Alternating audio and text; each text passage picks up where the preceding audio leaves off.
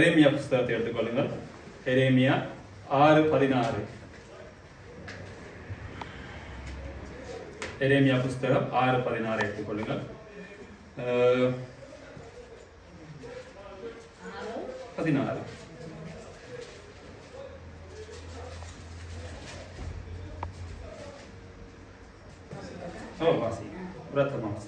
வழிகளிலே நின்று பூர்வ பாதைகளை எவை என்று கேட்டு விசாரித்து நல்ல வழி எங்கே என்று பார்த்து அதிலே நடவுங்கள். அப்பொழுது உங்கள் ஆத்துமாக்கு இளைப்பாறுதல் கிடைக்கும் என்று கர்த்தர் சொல்லுகிறார். அவைகளோ நாங்கள் அதில் நடக்க மாட்டோம் என்று என்கிறார்கள். ஓகே, இதுல வசனம் சொல்லுகிறது வழிகளில் நின்று, ஆமென், வழிகளிலே நின்று பூர்வ பாதைகள் எவைகள் என்று கேட்டு, பூர்வ பாதைகள் எவைகள் என்று கேட்டு விசாரித்து நல்ல வழி எங்கே என்று பார்த்து அதிலே நடவுங்கள். ஆமென். நாம கிறிஸ்தவர்கள் ரட்சிக்கப்பட்ட நாங்கள் எங்களுடைய வாழ்க்கையில முதலாவது என்ன சொல்லி இருக்கணும்னு சொன்னால், எங்களுடைய வழிகளை குறித்து எல்லாருமே பார்க்கிறவர்களா இருக்காங்க. நாங்க சபைக்கு வந்து போகிறோம், எங்களுடைய வழிகள் எப்படி இருக்குன்னு சொல்லி சபையில் இருக்கிறவங்களும் பார்ப்பாங்க, வெளியில இருக்கிறவங்களும் நிச்சயமாய் பார்ப்பாங்க. அப்ப அது கட்டாயம் தேவையா? தேவையில்லையா? தேவை. ஆமென். அப்ப எங்களுடைய வழிகளை நாங்கள் நின்று, முதல்ல நாங்க எங்களுடைய வாழ்க்கையில அவசரப்பட்டு ஓடுற வாழ்க்கையை நிப்பாட்டுவோம். நின்று, ஆமே, நின்று பூர்வ பாதைகள் எவைகள் என்று கேட்டு விசாரித்து நல்ல வழி எங்கே என்று பார்த்து அதிலே நடவுங்கள். அப்ப நாங்கள் அதிலே நடக்கும்படியாக கர்த்தர் இந்த நல்ல எங்களுக்கு சொல்லுகிறவரா இருக்கிறார். அப்பொழுது உங்கள் ஆத்மாவுக்கு இளைப்பாறுதல் கிடைக்கும். எங்களுடைய கிறிஸ்தவர்களாக ரட்சிக்கப்பட்ட எங்களுடைய வாழ்க்கையில் என்ன? முதலாவது இளைப்பாறுதல் வேண்டும். என்ன, நாங்கள் எவ்வளவுதான் கஷ்டப்பட்டு வேலை செய்தாலும் இளைப்பாறுதல் இல்லாட்டிக்கு கஷ்டம். ஆனா பாருங்க, இதுல நாங்கள் வழியை நாங்கள் பிளவிட்டோம்னா என்ன நடக்கும்?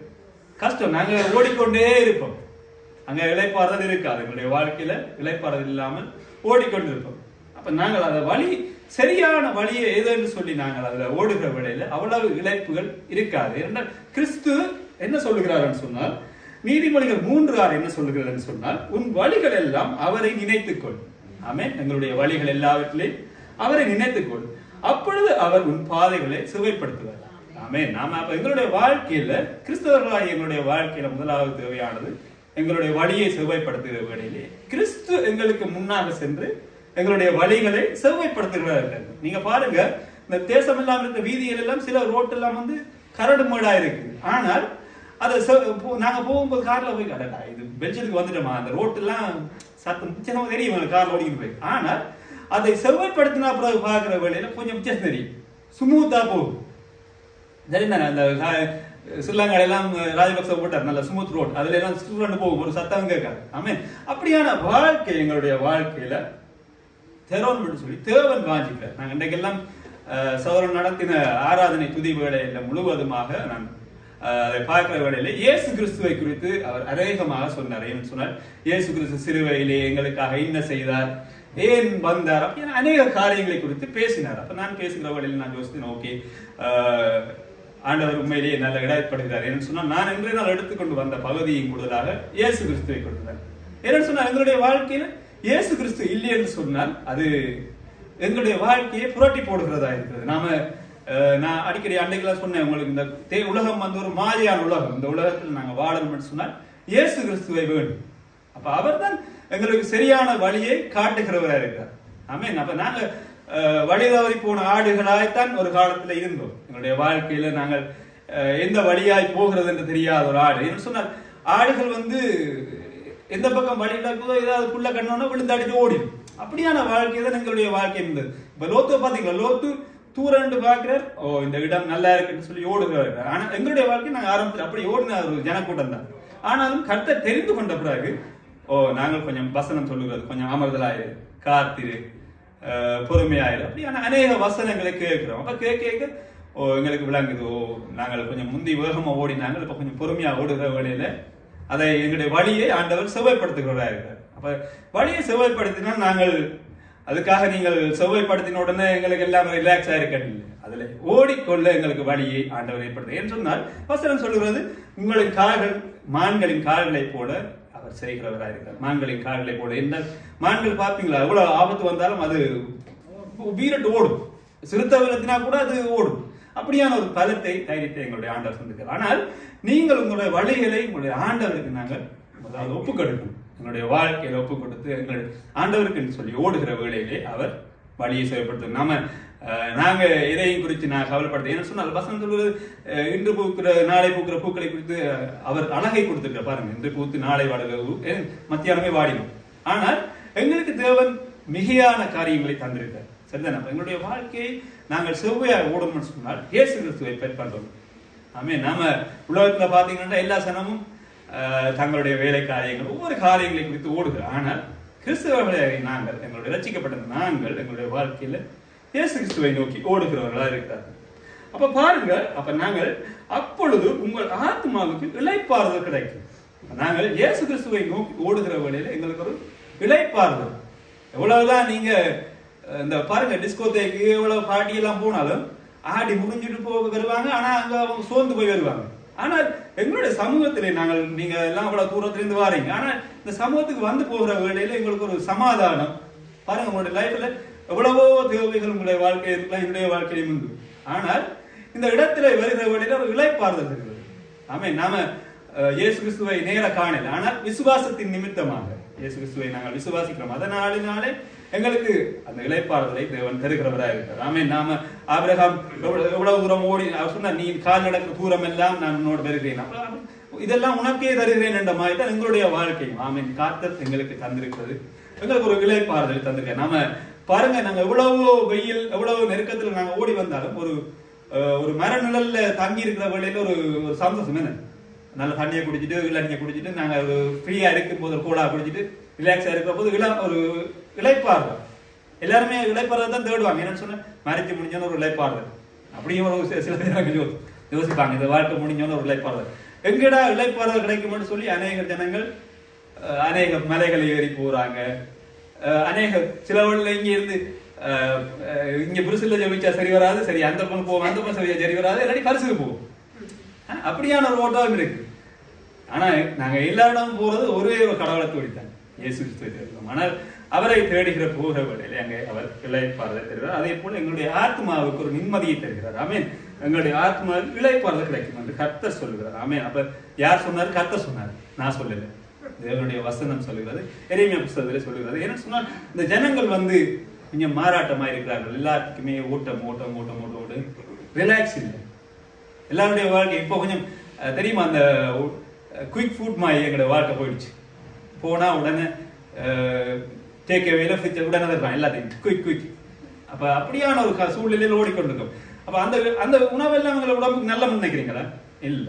ஆமேன். அப்ப இந்த அப்படியான ஒரு இளைப்பாறுதலை தேடி போகிற வேளையில எங்களுக்கு அது நிம்மதி இல்லை. ஆனால் ஆண்டவர் இயேசு கிறிஸ்துவை தேடி போகிற வேளையில அது ஒரு நல்ல ஒரு இளைப்பாறு. நல்ல நீங்க ஒரு ஆண்டவருடைய வசனம் சொல்லுது, அவருடைய வசனத்தை நீங்கள் உண்கிற வேளையிலே அது உங்களுக்கு நல்ல குஸ்தியை தருகிறது, ஒரு பலத்தை தருகிறதா இருக்கிறது. நீங்க அது ஒரு மஜிக் இல்லை, அது ஆண்டவர் தருகிற ஒரு பலத்தை தருகிறதா இருக்கிறது. அப்ப கர்த்தர் நீங்க அவரை நாடி போகிற வேளையிலே அந்த ஒரு இளைப்பாறுதலை நான் தருகிறேன் என்று சொல்லி அவர் தன்னுடைய வசனத்தை சொல்லுகிறார். அப்ப நான் இன்றைக்கு பகுதியை எடுத்துக்கொள்வோம், லூக்கா புத்தகத்தை எடுத்துக்கொள்வோம். நான் இந்த வசனத்தை வந்து நான் எடுத்துக்கொண்டது என்ன சொன்னால் ஒரு கீவேர்ட் என்னன்னு சொன்னால் எங்களுடைய வழிகளை நாங்கள் பார்க்கிற வேளையிலே அதை தேவன் செய்கிறார். லூக்கா புத்தகத்தை எடுத்துக்கொள்ளுங்கள். 23:39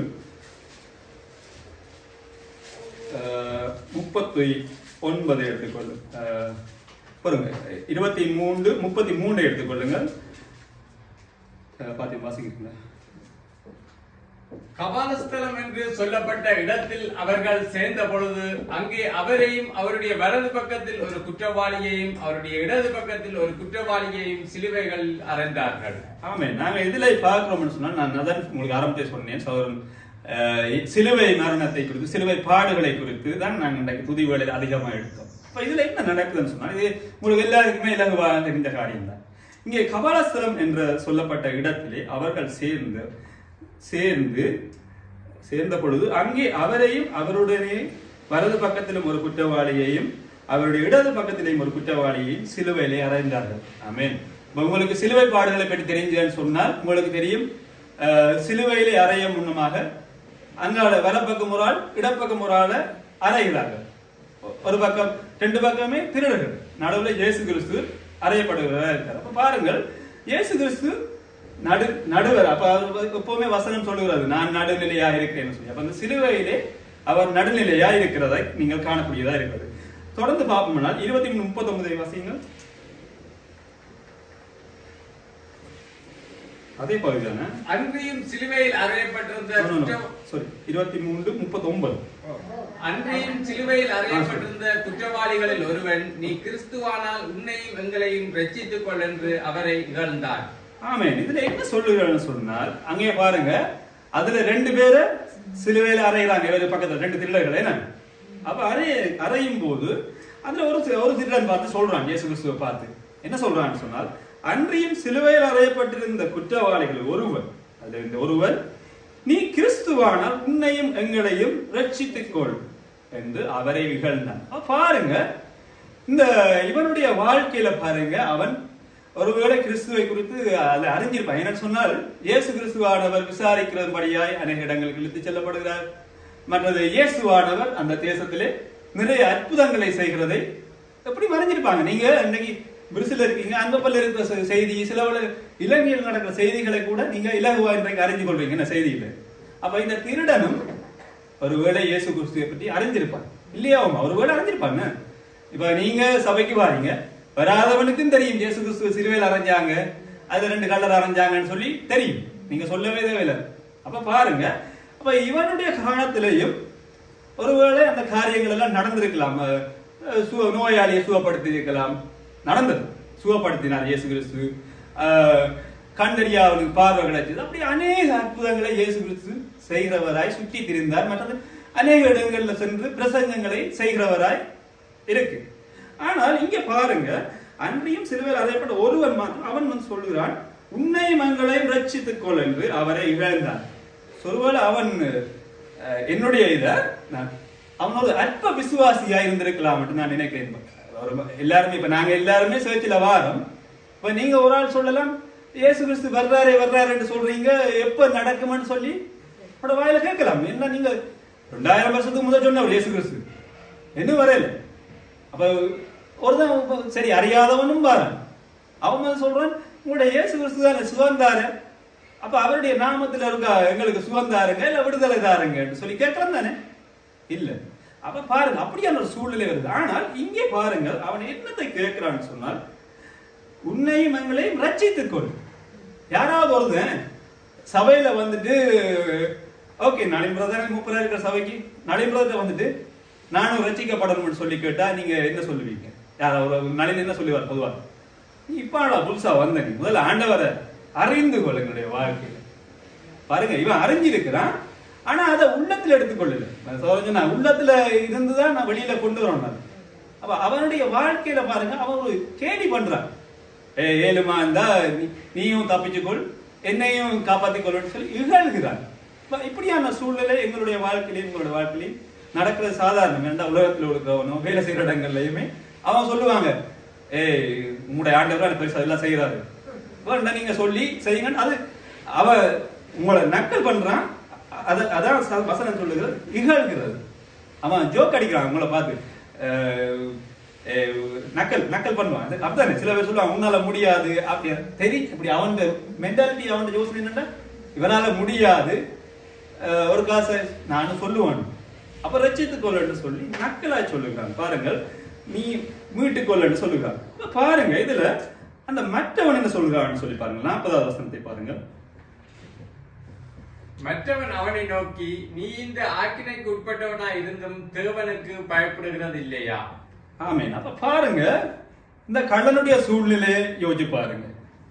சிலுவையில தொங்கிக் கொண்டு இருக்கிறான், சாக போறான். சரி, அவன் ஒரு வேலை யோசிக்கலாம் தானே, இவரெல்லாம் விடுதலை கொடுக்கிறாரு கேள்விப்பட்டேன்னா உண்மையாவே சொல்லிக்கலாம், ஆண்டவரே விடுவீங்கன்னு சொல்லிக்கலாம். இல்லாட்டிக்கு அவனோட சூழ்நிலையை பாருங்க. அவன் சிலுவையில தொங்கிக் கொண்டிருக்கான். நீ இப்போ நொடி பொழுது செத்துடலாம், இல்லாட்டி கொஞ்சம் நொடி பொழுது சாகலாம். ஏன்னா அன்றைய நாள் சிலுவையில அறையும் போது அவன் சாகணும்னு சொல்லி முழங்காடெல்லாம் உடைச்சிருவாங்க, கையெல்லாம் அப்படியே ஒரு காரியம் செய்வாங்க. ஏன்னா சீக்கிரமா அவன் செத்துறோம்னு சொல்லி. ஏன்னு சொன்னா அன்றைய நாட்களில் பஸ்கா பண்டிகை வருகிறதாக நாங்கள் பார்க்கிறோம். அப்ப பாருங்கள், அவன் சொல்லுகிறான், மற்றவன் அவனை நோக்கி சொல்றான், நீ இந்த ஆக்கினைக்கு உட்பட்டவனா இருந்தும், அப்ப நீ இவ்வளவு நெருக்கத்துல இருந்தும் பாருங்க, எங்களுடைய வாழ்க்கை நெருக்கம் வருது. அப்ப அப்படியான சூழ்நிலை இருந்தும் அற்ப விசுவாசிய சில பாருங்க, இயேசு கிறிஸ்துவும் சீடர்களும் கப்பல்ல போறாங்க. திடீரென்று அவங்களுடைய சிந்தனையை பாத்தீங்களா? இது இந்த கப்பல் புரள போதே இந்த மனுஷன் நித்திர கொள்றாருன்னு சொல்லி சிந்திச்சாங்க. அதே மாதிரி தான் ஒரு சூழ்நிலை இல்லை. இவங்களும் ஒரு அற்ப விசுவாசியை போல நீ இப்படி கதைக்கிறியே என்று சொல்லி அந்த மற்றவன் சொல்றான் உன்னுடைய சூழ்நிலை. இப்ப எங்களுடைய சூழ்நிலை நெருக்கமா இருக்கு. எங்களுடைய வாழ்க்கையில் நாம சில காரியங்களை நாம செய்ய முடியாம இருக்கு, சில காரியம் பிந்தி போகுது, சில காரியம் நம்ப முடியாது. எங்களுடைய உண்மையிலே எங்களுடைய வாழ்க்கை என்னன்னு சொல்லுங்க, நம்ப முடியாததை விசுவாசிக்கிறதா ஒரு விசுவாசியினுடைய முதலாவது கேட்டகரி, அவனுடைய முதலாவது காரியம். ஆனா பாருங்க, இவன் சொல்றான் உன்னுடைய சூழ்நிலை எவ்வளவு கஷ்டமா இருந்தும் நீ இப்படி நெருக்கமா இருக்கு. ஒருவேளை சபையை விட்டு வெளியில போனவனும், சபையை விட்டு பாருங்க தேசம் ஒரு சேர்ச்சும் போனா ஒண்ணு போனா இந்த பாஸ்டோட நடுக்க பிரச்சனை, கணவனோட நடுக்க பிரச்சனை, இந்த சபையும் போனா ஒண்ணு போனா ஒண்ணு வெளியில போனவன் ஒருவேளை நல்ல நெருக்கத்துல இருப்பான். நல்லா இருக்கணும்னு ஆசீர்வதிக்கிறேன் கர்த்தருடைய நாமத்தில். அவன் ஒருவேளை நெருக்கத்துல இருப்பான், ஆனாலும் அவன் அப்பவும் அவன் இகழ்ந்து பேசுவான். இவங்க சேர்ச்காரனோட கஷ்டம் அப்படி இப்படி என்றெல்லாம் ஏதாவது ஒரு காரியத்தை இகழ்ந்து பேசுவார்கள். அப்ப அதான் சொன்னான் உன்னுடைய சூழ்நிலை நெருக்கமா இருந்து நீ இப்படி பேசுறது சரியா என்ற மாதிரி அவன் மற்றவன் கேட்கிறான்.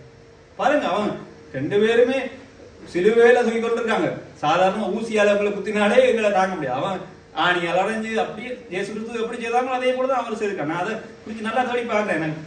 ஏன்னா அப்படித்தான் அவங்க செய்திருக்காங்க. அந்த காலத்துல இயேசு கிறிஸ்துக்கு மட்டும்தான் அடிச்சிருப்பாங்கன்னு நாங்க எதிர்பார்க்கல. அந்த குற்றவாளிக்கும் அடி விழுந்திருக்கு. ஏன்னா எல்லாவற்றையுமே வேதத்தில் எழுதப்படல. நான் ஊகிக்கிறேன் இப்படி நடந்திருக்கலாம். அவனுக்கும் அடி போட்டு களவு செய்தவனே என்ன உங்களுக்கு நீங்க பாத்துக்கீங்களா, இந்த படங்கள்ல போடுவாங்க அவனை அடிச்சு இழுத்து அப்படி இப்படிதான் கொண்டு போய் போடுவாங்க, வா ராசா எடுத்துட்டு போவாங்க. இல்ல அப்படியான சூழ்நிலை இருக்கிறவன் அவன் சொல்றான் நீ இருக்கிற நிலைமை அறிந்து நீ இப்படி பேசுகிறாயே சொல்லி. பாருங்க, தொடர்ந்து பாருங்கள் 41. நாமோ நியாயத்தின்படி தண்டிக்கப்படுகிறோம், நான் நடப்பித்தவைகளுக்கு தக்க பலனை அடைகிறோம், இவரோ தகாததொன்றையும் நடப்பிக்கவில்லை என்று அவனை கடைந்து கொண்டான். பக்கத்தில் இருக்கிறவன் பார்த்து சொல்றான், அடே நாங்க 2 பேரும் புள்ள செய்து திருடர்கள் என்று பேரும் எடுத்து நாங்கள் சரி வேலை தொங்குறோம் ஒரு பக்கம். ஆனா இந்த மனுஷனும் ஒன்றும் செய்யாத மனுஷன். அந்த மனுஷனை பார்த்து நீ ஏன் நக்கல் அடிக்கிற, விட்டு நீ உன்னால் ஏழுமண்டா உன்னை இறைச்சித்து கொள்ள போன்னு சொல்லி ஏன் நக்கல் பண்ற என்று சொல்லி அவனை கடைந்து கொள்றான். அடிக்கடி இயேசு கிறிஸ்து சில பகுதிகளில் நீங்க பாத்தீங்கன்னு சொன்னா சில காரியங்களை அவர் செய்கிற போது அவர்கள் கடிந்து கொள்கிறார். எங்களுடைய வாழ்க்கையிலையும் அப்படி நடக்கிறது.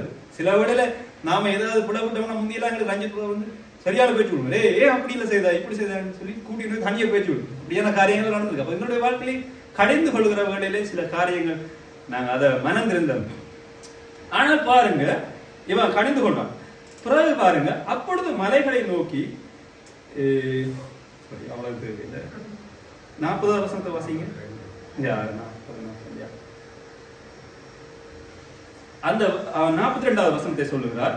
இயேசுவை நோக்கி, அதிலே நல்லவன், அதாவது 2 திருடர்கள் தொங்குகிறார்கள், அதுல ஒருத்தர் நல்லவன் சொல்றான், இயேசுவை நோக்கி, ஆண்டவரே நீர் உம்முடைய ராஜ்யத்தில் வரும்போது அடியேறி நினைந்தவளும் என்றார். பாருங்க, இதுல 2 பகுதியான ஜனம், ஒரு ஜனம் என்றாலுங்க, அதுல 2 பகுதியான மனுஷர் 2 எடுத்துக்கொள்ளுங்களேன். ஒருவன் நல்லவனா இருக்கிறான், இங்கால இருக்கிறவன் கெட்டவனா இருக்கான். சரி, வலது பக்கம் இடது பக்கம், நடுவுல இயேசு கிறிஸ்து இருக்கார். இப்ப எங்களோடையும் எங்களுடைய சபையிலையும் இயேசு கிறிஸ்து நடுத்தி மத்தியரா எங்களுக்கு மத்தியிலே உலாகுறாரு. இப்ப இவ்வளவு நாங்க ஆராதனை செய்கிறோம். ஆராதனை நாங்க என்ன சொல்றோம், துதிகளின் மத்தியிலே வாசம் செய்கிற தேவன் சொல்லி எல்லாம் நாங்க பாடுறோம். ஆனா எங்களுடைய வாழ்க்கையிலையும் சில வேளையில பாருங்க, இவன் காரியம் ஒன்று இருக்குது, அவன் கோமன் தலையாட வேணும். ஓகே, சரிதான். அப்ப இவன் அதாவது இந்த திருடன் வாழ்க்கை நாங்க திருட இல்லை, ஆனா ஏதோ ஒரு காரியம் எங்களுடைய வாழ்க்கையில பிள்ளையா இருக்குது. என்னன்னு சொன்னா இயேசு கிறிஸ்து நடுவில் இருக்கிறார். அந்த காலத்துல நீங்க அற்புதங்களை பார்த்தீங்க, அதெல்லாம் பார்க்காத. அப்ப அப்படியான சூழ்நிலை எங்களுடைய சபைகள்லையும் இருக்கு, சரிதானே? அப்ப ஒருவன் நல்ல மனம் திருந்தவனா இருக்கான், இன்னொருவன் கெட்டவனா இருக்கான். இயேசு கிறிஸ்து நடுவே இருக்கார். பாருங்க, அந்த சூழ்நிலையில பாருங்க எங்களுடைய வாழ்க்கையும் இதேதான். நாங்க மனம் திருந்தவர்களாய் நல்லவர்களாய் இதுல பாருங்க. முதலாவது அந்த திருடனுடைய வாழ்க்கையில பாருங்க, அவன் ஒரு அறிவடைகிறவனா இருக்கிறான். அந்த அதுல நல்லவன் அறிவடைகிறான். ஆண்டவராய் இயேசு கிறிஸ்துவை பற்றி எங்களுடைய விசுவாச வாழ்க்கையில முதலாவது எங்களுடைய வாழ்க்கையில் நாங்கள் ஆண்டவரை ஏற்றுக்கொண்டு சொன்னால் எங்களுடைய வாழ்க்கை முதலாவது தேவையானது நாங்கள் அறிவடையோம். இயேசு கிறிஸ்து யாரு, எப்படிப்பட்டவர், எங்கிருந்து வந்தார், என்ன செய்தார், எங்களுக்கு செய்த அற்புதங்கள் எல்லாவற்றையுமே முதல்ல நாங்கள் யோசிச்சு நாங்கள் அதை அறிவடைவோம். அதுக்கு அப்பொழுதுதான் நாங்க ஏற்றுக்கொள்ளணும். பாருங்க, இந்த இதுல அந்த நல்ல திருடன் அந்த இயேசு கிறிஸ்துவை பார்த்து சொன்ன அந்த திருடன் நல்லவன், அவன் நல்ல அறிவடைஞ்சிட்டான். ஓ, இந்த மனுஷன் நல்ல மனுஷன், இந்த மனுஷன் சுகம் கொடுக்கிறார், இந்த மனுஷன் விடுதலை அடைக்கிறார், ஜீவ வார்த்தை நான் பாடினோம் ஜீவ வாழ்க்கையை கொடுக்கிறாருன்னு சொல்லி அறிவடைஞ்சிருக்காங்க. பாருங்க, அப்ப நாங்க முதலாவது அறிவடைஞ்சாதான் நாங்க சரியா நடக்க முடியும். இல்லாட்டிக்கு நாம எங்கட பாடல ஏதோ சந்தையில வந்து போன மாதிரி நாங்க போயிடுவோம். ஆமீன். அப்ப எங்களுடைய வாழ்க்கையில முதலாவது அறிவடையும். இரண்டாவது என்ன சொன்னால் மற்றது ஏற்றுக்கொள்ளணும். இப்ப இதுல அந்த திருடன்ல ஒரு ஆண்டவரை இயேசு கிறிஸ்துவை ஏற்றுக்கொண்டான். அவன் சொன்னா நீங்க உங்களுடைய வருகையில எங்க எடுத்துக்கொள்ளுங்கன்னு சொல்லி ஒருவன் அர்ப்பணிக்கிறான். உங்களுடைய வாழ்க்கையில நாம இயேசு கிறிஸ்துவ ஆராதனைக்கு வந்தோம், ஆரம்ப காலத்தில் துதியை கேட்டோம், வசனங்களை கேட்டோம். அதே பிறகு அவரை ஏற்றுக்கொள்ளும். முதலாவது நாங்கள் அறிவடையும், ஆண்டவர் இயேசு கிறிஸ்துவை பற்றி அறிவடையும். இரண்டாவது அவரை ஏற்றுக்கொள்கிறதா இருக்கும் எங்களுடைய வாழ்க்கையில். அப்ப இந்த பாருங்கள், இதுல மனம் திருந்தின அந்த திருடனை கூட நாங்கள் எங்களுடைய வாழ்க்கையில நாங்க ஏற்றுக்கொள்ளணும். இயேசு கிறிஸ்துவை ஏற்றுக்கொள்ளாமல் ஒரு காரியமே இல்லை. இயேசு இல்லாம உங்களோட வாழ்க்கையில நீங்க மூவ் பண்ணி கொண்டு போறது ரொம்ப கஷ்டம். நீங்க நினைக்கலாம், என்னுடைய சுயத்தில் அதன் பாடுவர், என்னுடைய சுயத்தினால நான் ஓடி பார்த்தேன், என்னால ஓட முடியல. ஆமா, எங்களுடைய லைஃப்ல முதலாவது அதுல இரண்டாவது காரியம் அவரை ஏற்றுக்கணும். அதே போல மூன்றாவது காரியம் நாங்க அர்ப்பணிப்போம். எங்களுடைய வாழ்க்கையில நாம சொன்ன மாதிரி, அதான் சங்கீதத்துல சொன்ன மாதிரி நாங்க இயேசு கிறிஸ்துவை அண்டி இருந்தோம்னு சொன்னால் எங்களுடைய வாழ்க்கையில சங்கீதம் 123 எடுத்திருந்தாரு. கர்த்தர் என் மேற்பராய் இருக்கிறார், நான் தாட்சி அடையேன்னு சொல்லி எடுத்தார் துதிபடியில. இப்ப நாங்க அவரை ஏற்றுக்கொண்டு எங்களை அர்ப்பணித்தால், ஆமென், எங்களுடைய வாழ்க்கையில நாங்கள் சொன்ன மாதிரி எங்களுடைய வழிகள் எல்லாவற்றையுமே ஆண்டவராய் இயேசு கிறிஸ்து செம்மைப்படுத்துகிறவராய் இருக்கிறார். பாருங்க, இவருடைய சூழ்நிலை எங்களுடைய வாழ்க்கையில் நாம அடிக்கடி சொல்ல, நாம யோபு போல கஷ்டப்படையில, அவ்வளவு நெருக்கப்படையில. ஆமா, எங்களுடைய வாழ்க்கை அப்படி நெருக்கப்படையில. ஆனாலும் நாங்க எவ்வளவு சுதந்திரமா இந்த தேசத்துல வாழ்கிறோம். அப்ப சில வேளையில சில காரியங்களை பார்க்கிற போது சாமி இந்த பிள்ளைகள் மாதிரி வந்துடும். அவங்க தங்களை இஷ்டப்படியே ஃப்ரீடமா போயிடுவாங்க. அது ஆண்டவர் குறித்து பயம் இருக்காது. நாங்க முதல்ல ஞானம் அடையணும். ஆண்டவரை குறித்து பயம், அந்த காரியங்கள் எல்லா காரியங்களும் அதை அறியணும். அதை பிறகு ஏற்றுக்கொள்ளணும். ஆண்டவரை குறித்து நீங்க அறிவடையாட்டிக்கு நீங்க சரியான செய்ய மாட்டீங்க. கர்த்தரை குறித்து பயம் இருக்காது. பயம் இருந்தா தான் நாம எந்த காரியத்தையும் செய்ய மாட்டோம். துணிஞ்சு போய் ஒரு பாவத்தை செய்ய மாட்டோம். துணிஞ்சு ஒரு காரியத்தை நாங்கள் பேச மாட்டோம். ஆமென். இரண்டாவது ஏற்றுக்கொள்வதை குறித்து நான் பார்த்தேன். மூன்றாவது அர்ப்பணித்தலை குறித்து பார்த்தோம். 23:43 இயேசு அவனை நோக்கி, இன்றைக்கு நீ என்னோடு கூட பரதேசியில் இருப்பாய் என்று மெய்யாகவே உனக்கு சொல்கிறேன் என்றார். ஆமென். பாருங்க, இந்த வாழ்க்கையில நாம இயேசு கிறிஸ்துவை அவனை ஏற்றுக்கொண்டான். அதே போல அவன் தன்னை அர்ப்பணிக்கிறான் இயேசு கிறிஸ்துக்காக. அவன் சாகுற நிலைமையில தான் இருக்கிறான். இரண்டாவது சிலுவையில அறைஞ்சு அப்படியோ சாகத்தான் போறான். அதுக்கப்புறம் என்ன நடந்தது எங்களுக்கு தேவையில்ல விஷயம். அது ஓகே, நெக்ஸ்ட் தேவையில்லை. ஆனா இங்கே பாருங்கள், அவனுடைய வாழ்க்கையை அவன் தன்னை இயேசு கிறிஸ்துக்கு முழுமையாக ஒப்புக் கொடுக்கிற வேளையிலே ஆண்டவராய் இயேசு கிறிஸ்து சொல்லுகிறார், ஆமென், என்னோடு கூட பரதேசியில் இருப்பாய் என்று மெய்யாகவே உனக்கு சொல்லுகிறேன். ஆமென். அவருடைய வார்த்தை ஒரு நாளுமே பொய் சொல்லாது. அவர் சொன்னபடி அவனை உண்மையிலேயே அவர் அண்டை எடுத்துக்கொள்ளப்பட வைக்கிறார். அவர் பரதேசியிலே அவர் கொல்லப்பட்டிருப்பார். ஆமென். நீங்க அவருடைய சரிதம் எங்க புதைக்கப்பட்டது, எங்க தோண்டப்பட்டதுன்னு சொல்லி எல்லாம் நீங்க தேட வேண்டாம். ஏனென்றா எங்களுடைய வாழ்க்கையில சரிதம் தந்தது இந்த உலகத்துல வாழ்றதுக்கு தான். ஆவி ஆத்மா இருக்குல்ல, அதுதான் முக்கியம். நீங்க அதை ஒரு நாளுமே கைவிடக்கூடாது. அப்ப பாருங்க, இதுல அநேக பிரசங்கிகளை குறித்து நான் தேடி பார்த்த உடனே அவங்க அப்படிதான் சொல்றாங்க, இந்த உடலை எங்க புதைச்சாங்க எங்க வச்சாங்கன்னு சொல்லி அநேக பேர் சொல்றாங்க. அதெல்லாம் தேவையில்லை. எங்களை உடலை எங்க புதைச்சாங்கன்னு இருக்காங்க. எங்களுடைய ஆத்மா சரீரம் தான் முக்கியம். ஆண்டவர் இயேசு கிறிஸ்து வருகையில நாங்கள் எடுக்கப்படணும். அப்ப பாருங்கள், இந்த பாவியானவனுக்கு ஆண்டவர் சொல்லுகிறார், நீ உன்னுடைய நான் அங்கே வரும்போது நீயும் அங்கே இருப்பாய் என்று சொல்லி ஒரு வாக்கை கொடுக்கிறார். ஆமென். நிச்சயமாய் அவருடைய வாழ்க்கையில அதை செய்வார். ஏன்னு சொன்னால், நாம எங்களுடைய வாழ்க்கையிலேயே நாங்க இயேசு கிறிஸ்துவை நோக்கி பார்க்கணும், சிலுவையை நோக்கி பார்க்கணும். அவர் செய்த எவ்வளவு பாடுகளை நாங்கள் அனுபவிச்சிருக்கார். நீங்க யாராவது ஒருத்தன் போய் உனக்காக நான் சிலுவையில ஏறுறேன்னு சொல்லுவாங்களா? யாராவது இல்ல உனக்காக நான் மறிக்கிறேன்னு சொல்லுவாங்களா? இல்ல, யாருமே அப்படி வர மாட்டாங்க. உடன் பிறந்த சகோதரன் கூட ஓகே எனக்கு கிட்னி ஃபெயிலியர் கார்டியான்னு கேட்டாங்க தர மாட்டாங்க. அவன் தரோம் ஒரு கண் பழுதாட்டி, சரி நீ ஒரு கண்ணை வச்சு அட்ஜஸ்ட் பண்ணி ஒரு கண்ணை தாரான்னு சொல்லுவாங்களா? இல்லை. இயேசு கிறிஸ்து தன்னையே முழுமையாக எனக்காக உங்களுக்காக ஒப்பு கொடுத்தார். அதான் பாடணும், ஒப்பு கொடுத்தீர் ஐயா உண்மை எனக்காக. ஆமென். எங்களுடைய வாழ்க்கையை மாற்றும்படி அவர் இது என்ன சொல்லுங்க, ஆதியிலே ஆண்டவர் இயேசு கிறிஸ்து மனிதனை தன்னுடைய சாயல விரும்பி படைத்தாரங்கள். என்னையும் உங்களை கொண்டு வருவதற்காக அவர் மனுஷனை விரும்பினார். என்ன சொன்னார், ஆதாம் அவளை தன்னுடைய வாஞ்சியினால் தன் கைகளினாலே செய்தார். எவ்வளவு வாஞ்சியார். அவர் அப்படியே விட்டுட்டு போகல. இந்த மனுஷன் பிள்ளையான வழியில போயிட்டான் தானே, பாவத்துல விழுந்துட்டான் தானேன்னு சொல்லி விட்டுட்டு போகல. அவர் எங்களை நோக்கி கண்ணோக்கி பார்க்கிறவரா இருக்கார். அவர் எங்கள் மேலே அன்பு வைத்திருக்கிறவரா இருக்கார். சாதாரண அன்பு இல்லை, அகவே அன்புன்னு சொல்லி அடிக்கடி நாங்கள் பார்ப்போம். அதை அப்படியான அன்பை எங்களுடைய மேலே இயேசு வைத்திருக்கிறார். அப்ப நாங்கள் எங்களுடைய வழிகளை எப்பொழுதும் நாங்கள் நிதானித்து நாங்கள் போகணும். போகிற வழியில எங்களுடைய வழிகளை எல்லாம் கர்த்தர் செய்வார். கர்த்தர் நன்மையாய் மாற்றி கொடுப்பார். நாம அடுத்த வழி நாளைக்கு என்ன நடக்கும், எல்லாம் எங்களை பிள்ளைல கல்யாணம் என்ன நடக்கும், நாளைக்கு இன்னைக்கு என்ன நடக்கும், பிள்ளைக்கு வேலை என்ன நடக்கும் சொல்லி டோன்ட் வரி. நீங்க கர்த்தரை நோக்கி ஓடுகிற வேளையில அவர் உங்களோட வழிகளை எல்லாவற்றையுமே அதனது காலத்துல செய்வார். ஆமா, நீங்க ஒன்று கிறிஸ்தவ வாழ்க்கையில நீங்களா ஒன்றத்துக்கு நீங்கள் சொன்னா அது கஷ்டமானது. கர்த்தர் ஒரு நாளைக்கு உங்களை ஒரு அந்த காரியத்தை வச்சு செய்வாரா என்று சொன்னால், உங்களுக்கு நியமித்த காரியத்தை செய்வாரா என்று சொன்னால், இந்த ஒரு நாளுமே நீங்க சாட்சியா தான் இருப்பீங்க. நீங்க ஆண்டவருடைய சாட்சியா ஒரு நாளுமே நீங்க வெட்கப்பட்டு போவதில்லை. இந்த திருடம் பாருங்க, எத்தனையோ பேர் சொல்லியிருப்பாங்க. இப்ப எல்லாம் இந்த காலத்துல பாருங்க, நீங்க ஒரு மனுஷன் திருடி மனம் திருந்தி சேர்ச்சுக்கு வந்துட்டான். சரி, ஆயில குடிச்சிட்டு மனம் திருந்தி சேர்ச்சுக்கு வந்துட்டான். இன்றைக்கும் அதுதான் பேசுவாங்க. அவனை பற்றி தெரியுமா, அந்த பாரம்பரியம் குடிப்பான், இந்த இவனை தெரியுமா, இந்த இதுல இந்த அதுதான் கதைப்பாங்க. அவன் ஒருத்தர் மனம் திருந்தி வந்துட்டான்னு சொல்லி பரலோகம் சந்தோஷப்படுது. ஆனா எங்களுடைய ஆட்கள் படத்தை தான் பற்றி கேட்குது. இவன் அவனோட தெரிஞ்சா இவனோட தெரிஞ்சா, உண்மையில அப்படித்தான் கதைக்கிறாங்க.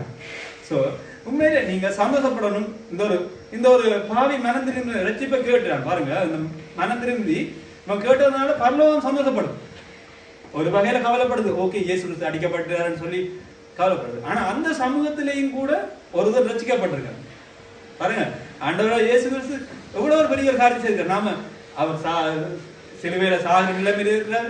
அந்த நிலைமையிலையும் ஒருத்தர் ரட்சிப்புகளை கொண்டு வரக்கூடிய காரியத்தை இயேசுவால் செய்ய முடியுது. எங்களால முடியுதா? இல்லையே. தம்பி சொன்ன மாதிரி நாங்கெல்லாம் ஜோனாக்கள் மாதிரி தான் தெரிகிறோம். நாம எங்களுடைய வாழ்க்கை அப்படித்தான் போகுது. சரிதானே? பாருங்க, நாங்கள் எங்களுடைய வழிகள் எல்லாவற்றிலையும் இயேசு கிறிஸ்துவை நாங்கள் நினைத்துக் கொள்வோம். அவர் அதாவது பூர்வமான வழிகளை, பூர்வமான பாதைகள் எல்லாவற்றையும் கேட்டு விசாரித்து செய்யுங்க. நல்லது எல்லாவற்றையுமே கேட்டு விசாரிங்க. நீங்க ஒரு நாளுமே எதுக்குமே அவசரப்படாதீங்க. பொறுமையா ஒவ்வொரு காரியங்களையும் செய்யுங்க. அப்படி செய்கிற வேலையில் மற்றது அடிக்கடி நளிமோ பாஸ்டர் சொல்லுவாரு, நீங்க முதல்ல ஆண்டவர்கிட்ட பாதத்துல ஒப்பு கொடுத்து ஜெபிச்சு ஒவ்வொரு காரியங்களை செய்யுங்க. உங்களோட இஷ்டப்படி ஒன்றையுமே செய்யாதுங்க. பிறகு நீங்க ஓடி வருவீங்க, இந்த ஜெபிங்க அதுக்குள்ள ஜெபி இல்ல. நாங்க எங்களை முழுமையா இயேசு கிறிஸ்து எங்களுக்காக தன்னை முழுமையாக ஒப்பு கொடுத்தார் இல்லையா? ஆமே, எங்களுக்காக ஒப்பு கொடுத்தார். நாங்க எங்களை ஒப்பு கொடுக்கிறது என்ன குறை இருக்கு? ஆமே, நாம எங்களை ஒப்பு கொடுக்கிற வழியில கர்த்தர் எங்களை செம்மையான வழியிலே நடத்துவார், நடத்தி கொண்டு செல்வார். ஆமே, நாம எதுக்குமே அவசரப்படாதீங்க. ஆமே, இதுல பாருங்கள், இதுல கள்ளனானவன் பார்க்கிற எல்லாருக்கும் தான் கள்ளன். ஆனா இயேசு கிறிஸ்துவின் பார்வையில ஒரு பாவி ரட்சிக்கப்பட்டிருக்கிறாங்க. ஆமேன். அப்ப பாருங்க, எங்களுடைய வாழ்க்கையில வெளியில பார்க்கிறவனுக்கு ஒருவேளை நீங்க தகாத பாத்திரமா இருக்கலாம், திருடனா இருக்கலாம், ஏதோ ஒரு குறை, ஏதோ ஒரு காரியம் இருக்கலாம். இல்ல இன்னொரு காரியம் நீங்க வேண்டப்படாத காரியம். சில இடங்கள்ல நீங்க ஒரு ப்ரோக்ராம் போனீங்கன்னா நீ போய் முன்னுக்கிறு அப்படி எல்லாம் எடுப்பாங்க. ஆனாலும் கர்த்தருடைய பார்வையில எல்லாருமே சமன். அவர் உங்களை நிச்சயமாய் உங்களுடைய வழிகள் எல்லாம், உங்களுடைய ஆத்மா இளைப்பாறை தருவார். உங்களுடைய ஆத்மா நீங்கள் அவருடைய வார்த்தை நடக்கிற வேளையிலே அவர் எல்லாவற்றையுமே நிவர்த்தியாய் செய்கிறவராய் இருக்கிறார். நீங்க மற்றது அர்ப்பணிப்போம்.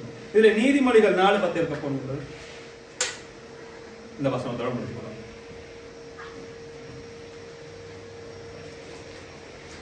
நீதிமொழிகள் 4:10.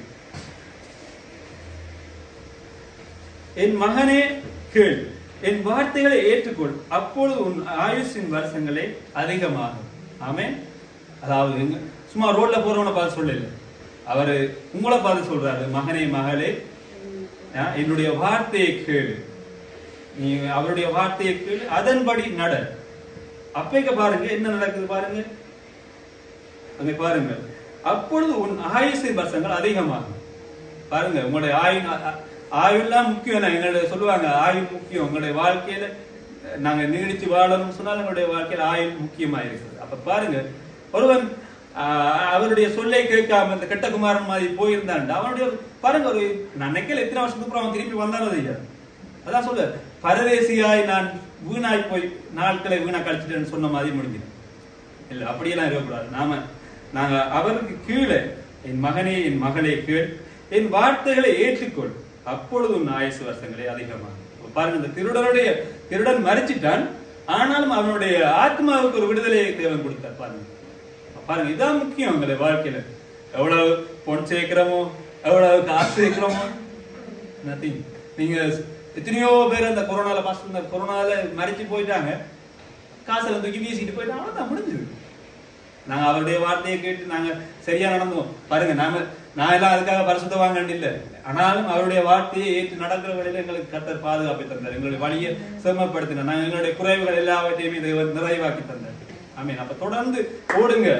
அவரை ஏற்றுக்கொண்ட நீங்க எங்களை நாங்க அர்ப்பணிப்போம். மற்றது அவருடைய வாசனத்தை இன்னுமாய் கேட்கிறவர்களை அறிவடைவோம், ஏற்றுக்கொள்ளணும், மற்ற அர்ப்பணிப்போம். இந்த காரியங்கள் எல்லாவற்றையும் செய்யுங்க.